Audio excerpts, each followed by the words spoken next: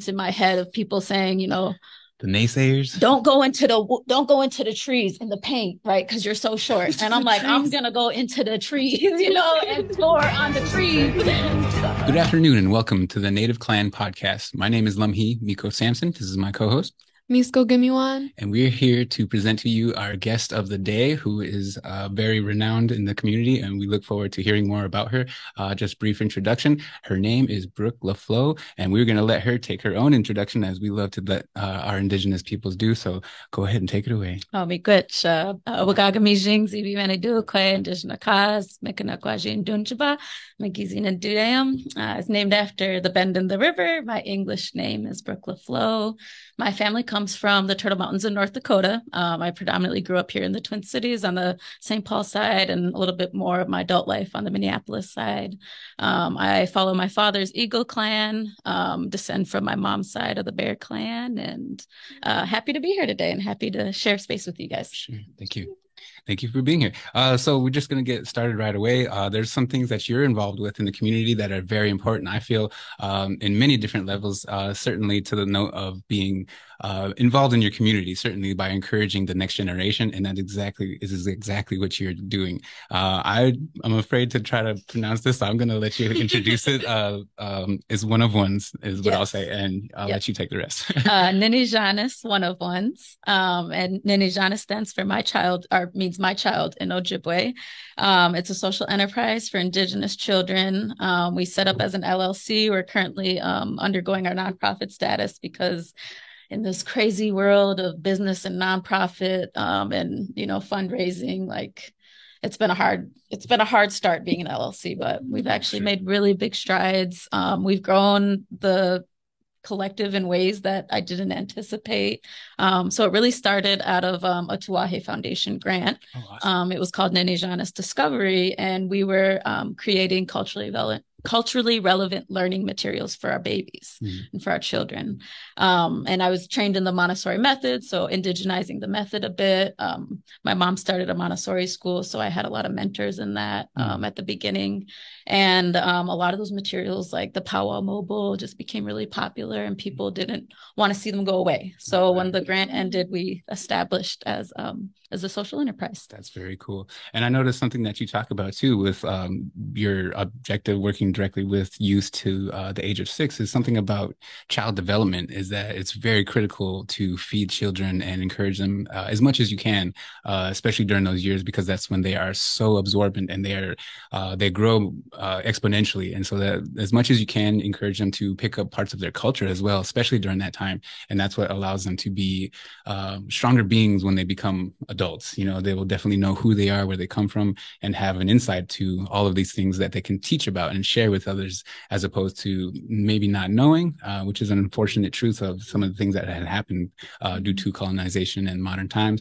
But here we are, we're in the modern times, we're still here, we're still dancing, we're still singing, and people like Brook are putting forth the energy to make sure that our children are learning these things. That is such a really, really amazing thing for you to be doing. So thank you for doing that. How is it that people can get involved with that? How do you reach out? How do you find, how do we support that? There's lots of ways. If you have a child, we have materials that you can purchase on the website. If you're an artist and you do beadwork or sewing, or we've had woodworkers in the group. We've had jewelry makers, silversmiths, sell with us, and then so they get upfront they get paid, and then we upsell 25% to fundraise for our giveaways. And now for one of the parts that organically came to be is our boys basketball team. So one of my nephews asked me to bring him to a tournament 2 summers ago, and that tournament turned into 5 tournaments that summer, turned into a second season this last summer. In April, or not April, was it? We took our first national championship in Arizona, in the gold bracket, not the platinum bracket, but still somewhere. That's still a title. Yep. So that was another organic way. If you've got basketball players, kids who want to, get involved in basketball, is another another way. And just volunteers too, Yeah, that's pretty amazing. And you want to talk a little bit about that? You certainly have, like you just mentioned, it started off just, wanting to go one and just kind of snowballed into something that is very formidable now. You have a team now, right? Absolutely. Yeah. So it was really all that, like I said, it came from a Tuahe grant as like just a community project and really focused on early childhood materials, curriculum development, as you said. Those first 6 years of life, you're really developing your identity for life. So that's why we focused in those years, and your brain too, right, is developing. So having to be able to identify with where you come from, where your people come from, the land you come from, and that's all children, not just Native children. And then it's grown. So true. Yeah. Wow. It's grown. Like I said, it was really just early childhood education focused. The one of ones part came with the artists, right? And how artists really do maintain our culture, right? We can look at beadwork from 200 years ago, and that can teach us something about, what our people were doing. It used to be quill work, right?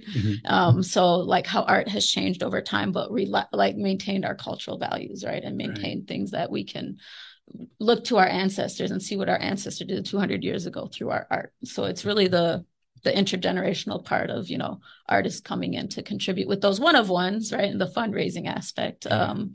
But also making sure it trickles back down to some kids in some ways. Yeah, that's pretty amazing. I think, like you're saying, 200, even thousands of years ago, our people were also still telling stories, still sharing, still teaching each other, and through whatever means we could. So if it was craft, it was skill, if it was life lessons, dance, right? Dance, yeah, like these things are child rearing, right? Yeah, like at one point, everybody had cradle boards, right? That wasn't just a luxury for like the rich Native families who could afford it these days, right? That was a big effort too of me trying to bring cradle boards back in more accessible ways, right? Where you don't have to go to that one maker and get charged or whatever. But that's something we're still working on. No, that's true. I think some of the traditional aspects. A lot of these skills are predominant throughout our cultures, but like you're saying, sometimes they are like kind of, I don't want to say hoarded, but like held by certain individuals. And if they don't have the opportunity to teach others, it might get lost. And so this is a great opportunity, like you're saying, to be able to get them onto the public spectrum, be able to be seen, teach some young ones, and follow in their footsteps. But also, again, like hopefully these teachings and lessons continue on from generation to generation. And of course, we're adopting new mediums, new methods, new arts, new forms to tell our stories. So this is pretty good, really amazing. Yeah, I think it's really cool because like you grew up in the cities, right? And like so did I. And so for me, like I like grew up with my culture and like knowing like spirituality and stuff, but it was kind of hard because like my mom like didn't speak the language, or like she wouldn't like take me to powwows or anything. And so like for me it was really like the community, like everyone in the community like teaching me different things to make me who I am today. And so I think like you uplifting artists and like you doing all these things to like uplift the Native youth is like really helping them, because that's the things that I needed when I was younger to feel proud in who I am. So like I'm really proud of you, and I think like you're doing like an amazing job. Like you're a really good role model. Thank you. And I grew up watching you, so same elementary school, same side. So very proud of you too, Misko. Yeah. So cool. And so did you want to talk about your work at Indayang at all? Yeah. So, we've done shelter work at Andayang. I've been there for almost 3 years now, and Andayang's one of the older Native orgs in the cities. Very needed service, right? Homeless youth, Native youth. We're still in that system at high rates, high numbers, and we could talk about how that goes all the way back to the boarding school era and the removal of our children as it currently still happens. But there's the emergency youth shelter I work at, which is 6 to 18-year-olds. And then I'm also at the youth lodge now, which is our transitional shelter for kids 16 to 24 who are aging out of the system, but not fully independent yet and still need those supports, like you were saying, right, around culture and jobs and school and etc. So man, even then, like I think just in general, I don't think enough people are taught like totally everything they need to be an adult at 18. Like exactly. Yeah. And that's the point of the transitional shelter. And very much needed service. So. Absolutely. Well, it's a good thing that there's people like you making these things happen, because it's certainly one thing for an adult or a parent to have the foresight to try to make those things happen, but also just in general, it's a needed thing for not only our peoples, but all peoples, certainly. And of course, if you can take the time and effort to focus it on our youth, that is definitely something that is worth doing. So thank you for doing that. So that's pretty cool. Your Najana's Missing and Murdered Indigenous Women's Basketball team has some really, really epic looking jerseys. You want to tell us about that a little bit? Absolutely, I'd love to tell you. So Misqua Desjarlais is the designer of them, and he is the owner of Merciless Made Designs. Him and his wife Selena Jubera. They also were. She works at Andai Young. They just had their second baby. But he had that original design on one of his coats. And I really liked it because most of us are Ojibwe. I want to say, most of the team, almost 90% of our team is Ojibwe. So that floral, but with the MMIW, I was like, can you make it red, or can you kind of make it interchangeable? We wanted to use that same design. And everybody loves them where we go. We're like the only, they got the Lakotas, got their, geometric shapes. Geometrics are even like horses, or you'll see like chief figures and some jerseys and stuff these days, but like nobody rolls with the florals like we do. So I know, right? That is so cool. I was like, that's hard. That's legit. Yeah. And the MMIW really comes from in 6 years ago now on Easter, my cousin was ran over on our Turtle Mountain reservation. She had 6 babies. So when I said her, my nephew asked me to coach this team, those are her babies. Oh, wow. So I said, if we're going to do this and like try and be a real team, we're going to do this for a reason. And, he like doesn't have all the support services he needs back home on our res as far as like therapy and stuff goes. So like, we use the hoop medicine, right? Like is the whole thing in many indigenous communities, many reservation communities. When Red Lake was coming to the state, the whole reservation was coming to fill up the Target Center, and now that Leech Lake boys are, going to state more so. But using hoop medicine to heal some of our boys, to share conversations with others who don't have that experience, but then to also, when we go out there, raise awareness, and especially with boys too, right? Because women aren't the only one in the problem, right? Like we're not asking for them. We're not asking for things to happen to us, but it's when our boys, protect their sisters, protect their aunts, protect their moms, they're part of the solution. And that's where, we work with boys on it. So really, it's a duty to each other. It's a duty to ourselves, to our mothers, to our children's. And so, I absolutely, I support that 100%. And to that note, especially what you're saying, giving them something to be able to kind of cope with or work through these, basically giving them tools and mechanisms to help them through these things is huge, because not enough of us have these, like you're saying, these amenities or these services to us to be able to help us get through these things. But I definitely, there was a study that once upon a time they talked about Indigenous youth that were just given the notion, just told, when you graduate, you can come back and help your community.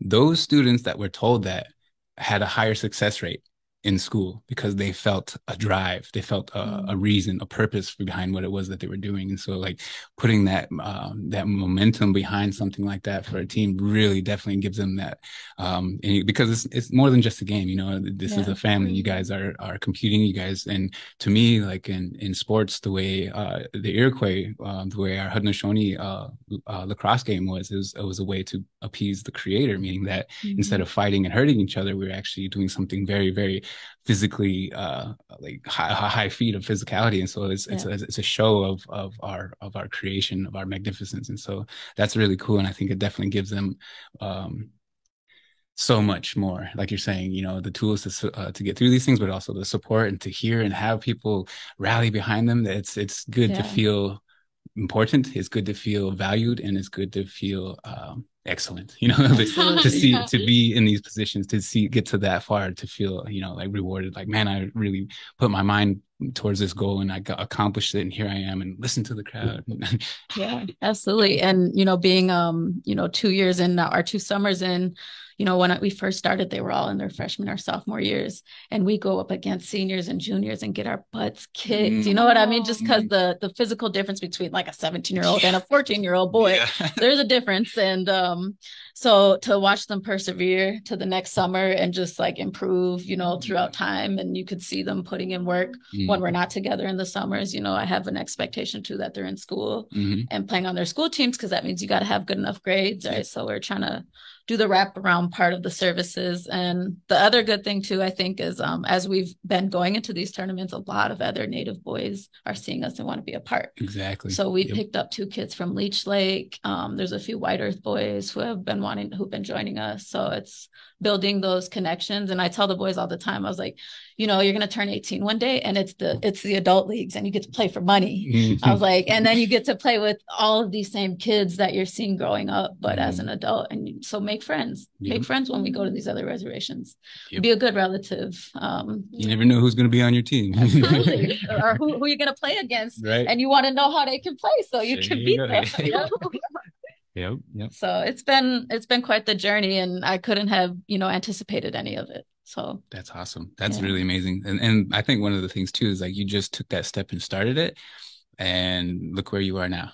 Look where, like, if any of us hesitated before, and if you had never done that, it wouldn't be what it is today. So that's amazing for having that courage to take that first step. And so that's awesome. Credit to the boys for sure. Also, to the boys and to their parents who have been able to absolutely.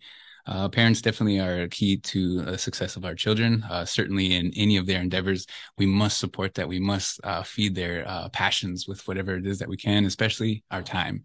So keep it up, and keep you up, you parents, and keep it up, you boys and youth, girls too. Don't be afraid. You can get in there and shake a leg too. I was like, that was my only thing. I was like, dang, when am I gonna get girls? And people always ask me, right? Because it's different when you're female coaching boys. It's not, with sex, like the sports game is, but in Native communities, it's a little more acceptable. There's a lot of female coaches coaching boys, but they're like, why don't you coach girls? And I was like, Creator gave me a brother and a nephew, and I didn't have enough little girls in my life to play basketball yet, but I hope one day that I do. But in that sense, where did your passion for basketball come from?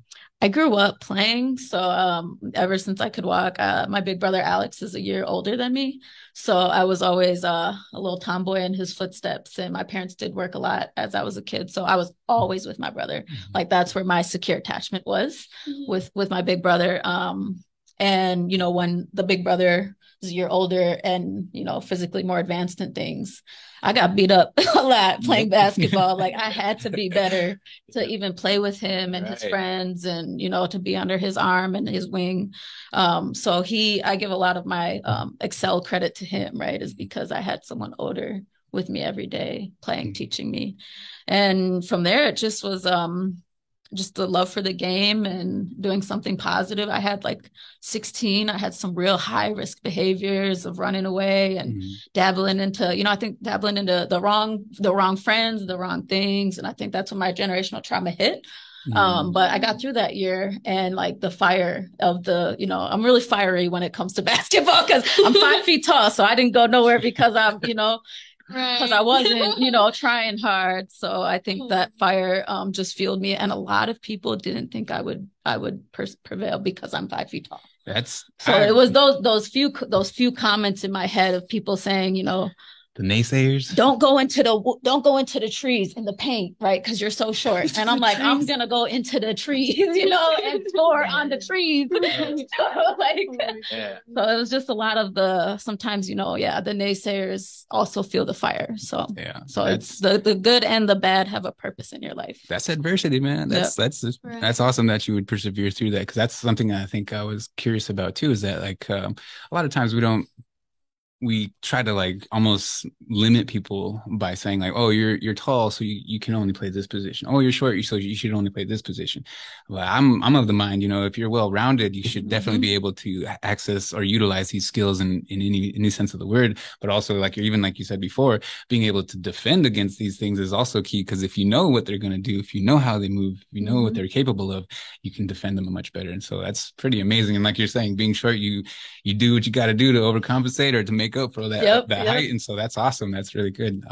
So did you play in college, or where did you play? So I started at McAllister College, which is in St. Paul, and it's a D3. And I went there because my mom went there, but also I was recruited for volleyball. So I was actually played 3-sport athlete in high school, recruited for volleyball, and then I walked on to their basketball team there. And then I had a great experience at McAllister, but because I grew up in St. Paul and that school was in St. Paul, I was just constantly going home. I didn't really feel like I had a full college experience. So I transferred down to Tulane just for the academics, for the neuroscience program down there, and ended up walking onto a Division I basketball team down there. And Tulane, at my junior year, we got our coach her 400th win. She was at Tulane for 20 plus years. Wow. She's considered one of the, head female basketball coaches outside of Gino, right? We played UConn when UConn was still a 99 game winning streak. Oh my gosh. And that was pretty brutal, but it was still fun. It was like Brianna Stewart. She's in the pros now. And it was great getting beat by them. It was great getting beat by them.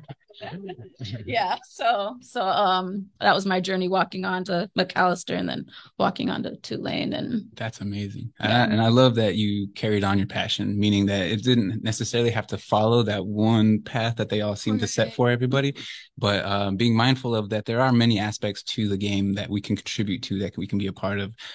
Coaching, is huge, because especially for the next generation, those are the ones, definitely, I don't know about you, but I remember my coaches, especially the ones that were the ones that really helped me push through my weaknesses, my struggles, and of course made me become a better player, made me become a better person, even because they were there for me.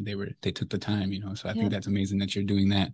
I have a question. So like throughout like all of this, like I guess from going from high school to like college, and then now like being on your own and like doing all these like things, like what was kind of like your biggest challenge? Like, did you have a challenge through all of that, or a few challenges, like moving on from like, adolescence to adulthood? Like, I don't know, just any advice you might have? Or I think kind of mentoring that transfer, was really, I was getting in some legal trouble here because I was still hanging out with my high school friends from the East Side.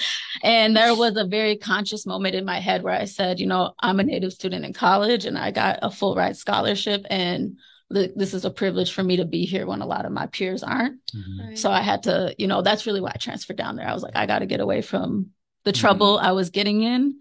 And I got to grow up, and I got to go get this degree. And I always knew I was coming back.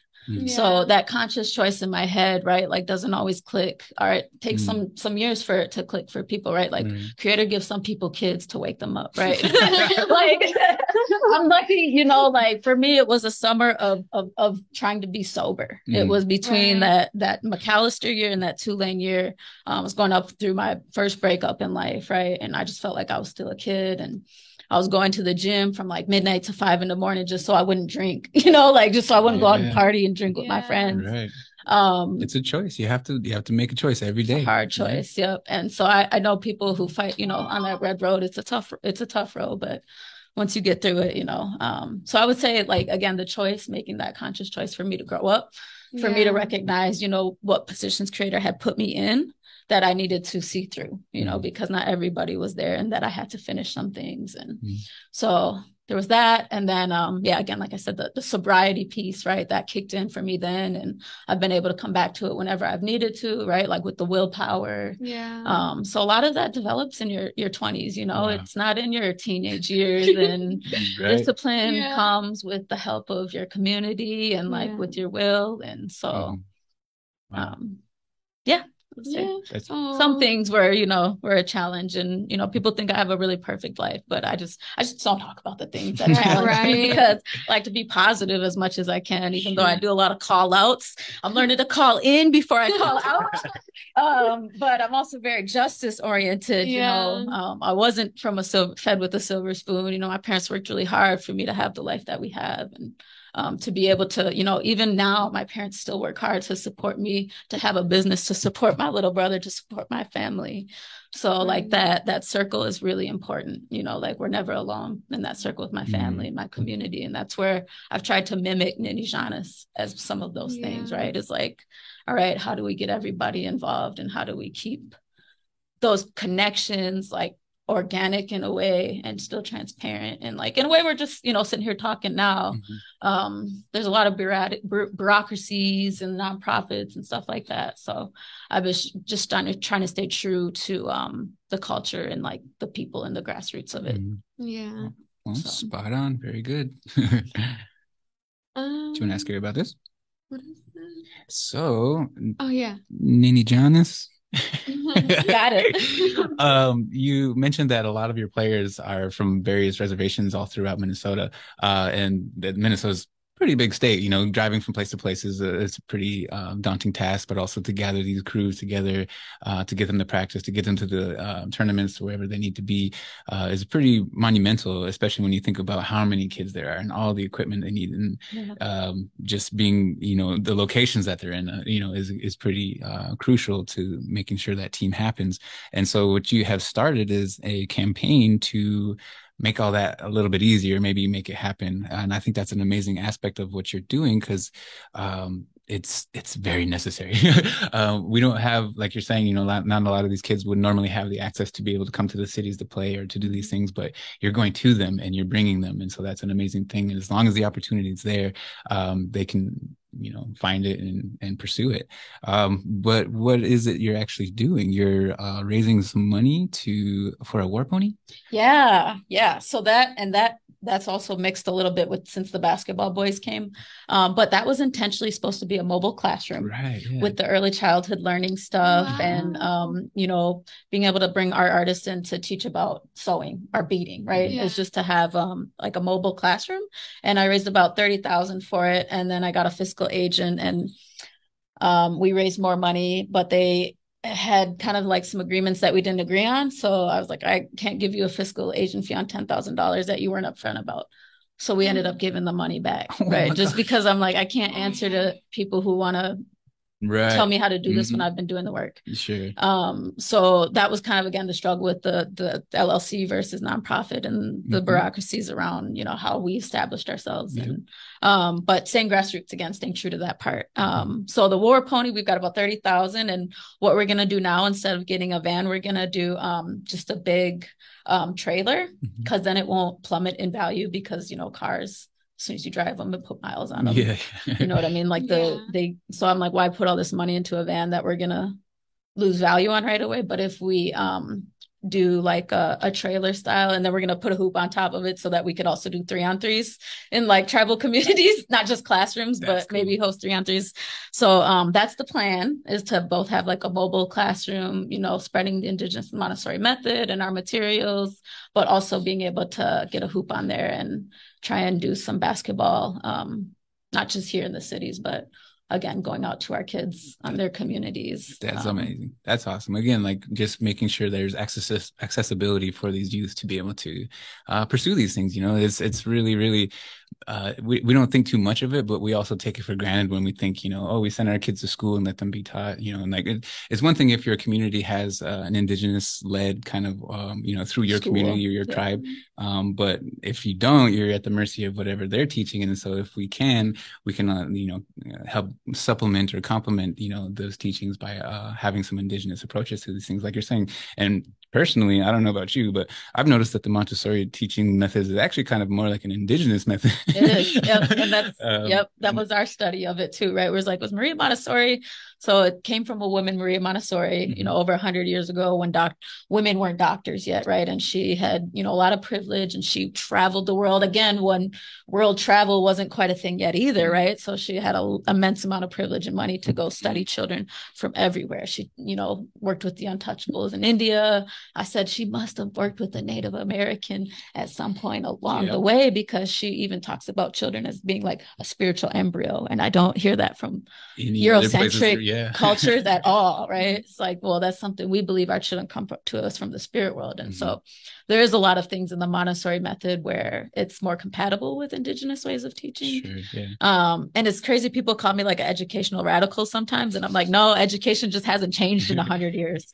This isn't radical. This is like, you know, education system is primitive. It's primitive. Yeah. So Yeah, and to that note, I've been through several different regions, different schools through different states, and so I know the level varies between state to state of how they teach it, how they approach it, and what they think we should be at. So it's just another way of teaching to me. Yeah. But Yep. also, yeah, to me, like the indigenous way of teaching is learn by doing, Mm-hmm. and I think that's one of the things that's amazing that you're doing. So really cool. Is there anything else that you want to share that you want to talk to about the community that you have any events coming up? Oh yeah, what about the expo that you just had? And Yeah. then is there any other events coming up like that, or do you plan on it? I think, yeah, so we had just had Indigenous Peoples Weekend Basketball Expo, and that was so we have a city team here, and again we have our reservation boys, but I call we have a group, the MMIW City Boys, right? Our city boys were the ones who was like, let's do something, let's host something, our tournament, and I was really encouraging them to let's find a way to give back to our community and share about what we're doing. So we went for a grant with the Science Museum, just a micro grant it was for youth, it was for Indigenous youth. They got it, and they planned everything, and I executed their plan. It was a lot of work leading into it, but it was really good. There was a panel. Misko was our dancer at the community performances, which you guys saved the community performances because I didn't bring the adapter. Oh so like the rappers and like Keto and Tufa and Dakota weren't able to fully do. They had to tell it because I just, that was the only thing I messed up on that day. But it was a full day. There was a youth skills camp, right? So we had the littles, and then we had the panel, and then we had the 3-on-3 for high school and adults. Again, there was a point to be intergenerational because basketball very much is, right? Like our twins' dad still plays, and Charlie Stately, their uncle still plays, and so the 3-on-3 and then the community performances and a community feast, and really led by them, and we really do want to do it again next year. So that's amazing. And it was really cool because you used like a lot of people that are local here in our communities and kind of like used their gifts, and like you said, it was the boys picked all most of the performers and the people who were there. So I thought that was like super cool. Like not only are you guys like doing something like for education basketball, but you're also like uplifting others. Like I don't know, like I just really like appreciate that, like as like an artist or as like a dancer, because there's opportunities out there, but they're also like limited, and like I don't know, just to be able to go out into the community and like build these connections, and like I don't know, like I really appreciate like everything that you're doing, Thank you, like I'm so proud of you, like for real. Yeah. No secondary agendas, just to come together and do it. And like it really is like the community that like builds our like leaders, like from being in all of these like different programs that I was in, and then like now you're making your own programs and you're running these things, and these boys can come to you and be like, hey, like this is what we want to do, and then you'll execute it. Like I'm not gonna say you don't see that often, but it's just like we're young, and like we're like I've always been told, like how you were saying, we're the next people to like fill these shoes of like the elders are like the leaders in our community, so they're in a way like training us to like fill their shoes, and that, like you were saying, like makes you want to do more. And so just to see you doing more and to see you like stepping up, like it's amazing. Yeah, truly, and like lead by example. Now these youth are essentially already of the mind, being aware of like, oh yeah, we can go get them. I know these people, and we can do this. We've done this. We made this happen before as kids. Just to know that that's possible, that they can start making these types of changes in their community, even though they're young. I think that's one thing that oftentimes will limit a lot of people, is that like if they don't feel they're I don't know, experienced enough, or like have done enough, like, or even notoriety, like it matters, right? Even just feeling like, oh, like what would it matter if I did do that, but then like actually doing it and being a part of it, then you see like, oh wow, like it was fun. I was learning the culture. I met new people. Got to play basketball. I got to, show people my art. People are listening, people are watching. So it's like truly amazing. Like even people who like maybe don't play basketball, we're still even there just because it's a community event. It's Native, you know, we're proud to be Indigenous and we're proud to bring our culture back. And then that's something that too that you're doing is you're instilling, like, I don't want to say like we're prideful, but we didn't have that, you know, that was kind of like taken from us. And so like to be able to like go out there and say, yes, I'm Indigenous, like, yes, I'm uplifting my culture. Like it's something that like, I don't know, it's happening more and more these days, you know, like there once was a time when we couldn't, or we were like ashamed, or, you know, maybe, I don't know, it was outlawed literally. But now it's just like, I don't know, I'm so proud of seeing like all these different like Native things. So yeah. I hear where, you know, or I've been told anyways from older generations, is like, you are in the generation where it was cool to be Native again, right? Like the boarding school generation, it wasn't. And I do feel, you know, so privileged that us growing up on the East Side, Columbus Day always was Indigenous Peoples Day. I always knew the truth about Columbus Day. So part of that weekend was also, you know, reclaiming more than just Columbus Day, Indigenous Peoples Day. We're gonna take the whole weekend, right? We're gonna reclaim the whole block. So that was a little bit a part of it, but also knowing the parade was coming back, right? Like we don't want to. That's also something back then, right? Like our community orgs worked together a lot differently back then, and they always came together for us. And I feel like, you know, COVID kind of maybe put some brakes to that, but to see the parade come back in a good way and like so many people show up, and then there was like 6 Eagles. I trained them. I trained them. No, I'm just kidding. Right. So like it just was all like, you know, I think a good thing meant to be. And I think, you know, Creative was really happy to see us all come together. Right. That's awesome. So you're definitely planning for next year. So yeah. We haven't started fundraising or anything, but I think the boys have an honoring with the Science Museum on November 18th or something like that. Cool. So hopefully, you know, they'll be interested in partnering again. Right. St. Paul Indian Ed got the permit, so that boys did it at their own high school at Harding. So that's why we ended up there. And again, it's a pillar American Indian program in St. Paul side. I can see this growing. I can see this potential. So that's awesome. Yeah, Tuahe covered the fees. So like in a way I tried to think of how, you know, when I was little, our orgs worked together a lot for us. Of like, how do I do that for our kids now? Yeah, pay it forward. Good job. Yeah, so you guys be on it next year when we get the planning committee together. We'll start handing out flyers. I was like, I'll do the work. Just help me out. So. Cool. Is there anything else that you want to share? Any projects that you're working on in the near future, or anything that we don't know about yet? Not quite. Like I said, Indigenous Peoples Weekend, trying to bring that back next year. And then, you know, the War Pony was scheduled to be done by July, but with that mishap in the funding and stuff, and then the basketball season started in the summer, I had to switch gears, but now I'm back into the War Pony. So hopefully that'll be coming by Christmas, winter. Well, that's awesome that you also, like you said, as a grassroots organization, you're still also able to make that decision and say like, well, actually, we want to go for something a little bit bigger, or a little more, has a little bit more longevity. But yeah, that's beautiful that you have that autonomy there. And the idea too really is like, if we can show tribes and communities that there can be mobile classrooms, please take the idea. Right. Please go serve your families, right? Like there's not enough Head Starts to serve all of the white Earth children.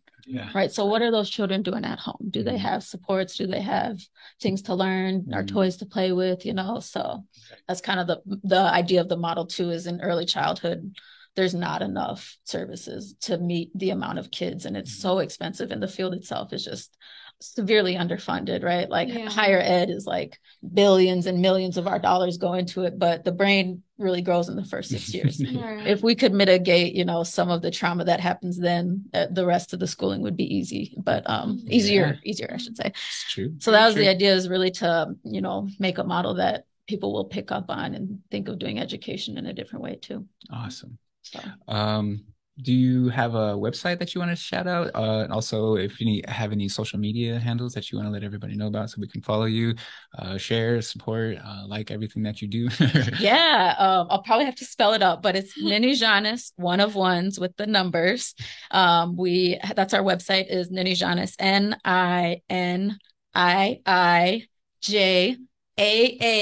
NINIJAANIS is Ninijanis. Written in English, but and then one of ones is the number, oneofones.com. But otherwise, we're also on Facebook, and we're also on Instagram. So very good. Awesome.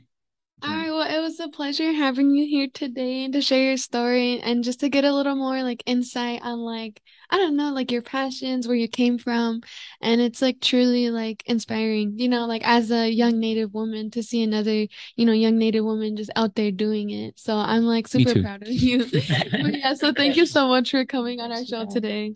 Thank you for having me. For sure. It's an honor to be here today. Awesome. Well, All right. We'll catch you next time. This is Native Clan Podcast. I'm Miko Sampson. I'm Misko. Give me one. I'm Brook Lafloe. All right. Giga Wabberman. See you guys.